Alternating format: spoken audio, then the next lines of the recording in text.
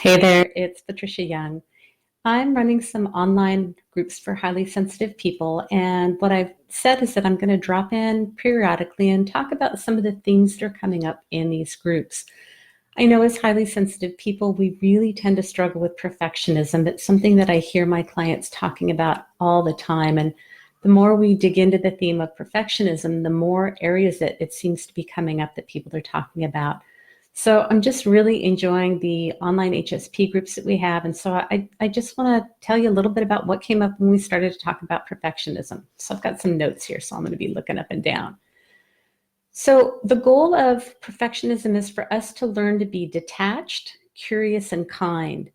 And what some of the things that came up is people feel like, there's going to be a full catastrophe if they let go of that perfectionism, that feeling like I have to have all the answers all the time, or I'm really up. Gracie's on my lap and she's getting up. I'm not sure if you're going to be able to see her.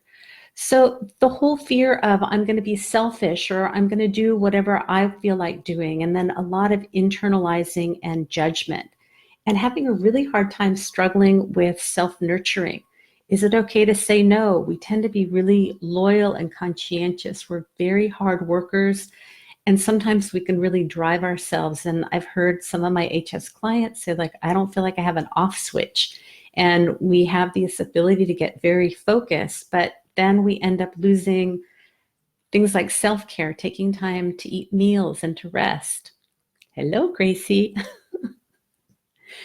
So really trying to figure out, how do we set limits with what we're doing? How do we focus on work but take time to know that we may not be able to complete everything that we need to do, and that self-care, especially as a highly sensitive person, is really important. That what I call the proper care and feeding of the HSP, having time to rest, to have meals, to take breaks, is really important. And how do we work with that when we have that struggle with the perfectionism or wanting to complete things and knowing that we're pushing ourselves a little bit too hard? So this often brings up an awful lot of self-judgment because we have very high expectations. We want to be able to complete things. We want to be thorough. If we have some childhood emotional neglect, I think it even pushes harder for that sense of value and worth coming from accomplishing and being a culture and society that really values doing and goals and accomplishments.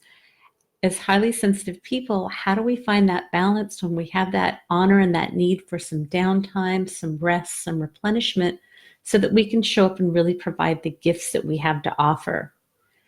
So the other things that seem to come up is a lot of judgment, that internal critic that comes up of I'm not doing enough, I can't take time, why can't I get more things done?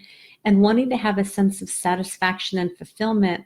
And then it seems like no matter how much we do, we still end up having that not good enough feeling because we're coming from the myth of perfectionism. Oh, let me put Gracie down because she's wanting to go down, and then I'm going to see her walking around in the background.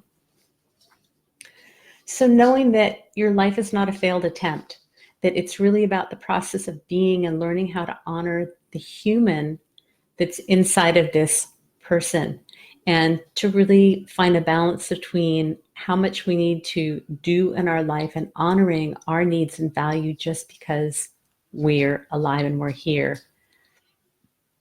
And kind of the bottom line is, are you expecting yourself to act like a robot and not a human?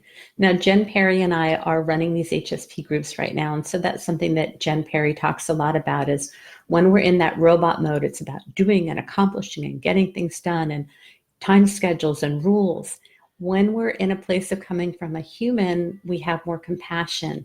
And the more we can bring in radical self-compassion, and sometimes it almost means having to reevaluate what is our definition of success, and to make it something that's really tangible, that incorporates the sense of meaning that many HSPs feel like they need to have. I recently had to do this. I had to really redefine what my definition of success is. I have it written down. It's within, my eyes when I sit and work at my desk, because I can get really driven. And when I've got a project, I love digging into it, often to the exclusion of things that I need to do, doing yoga or self-care or taking time with friends, because I love that sense of being driven. I think it's part of being a high sensation seeker, that need for novelty. and really working on finding the balance so that we honor the human that's inside of us. I hope you found this helpful. If you don't know, I have a podcast called Unapologetically Sensitive. It's a podcast especially for people who are deep thinkers and deep feelers, generally highly sensitive people. Remember, sensitivity is nothing to apologize for. It's our superpower. Have a blessed day.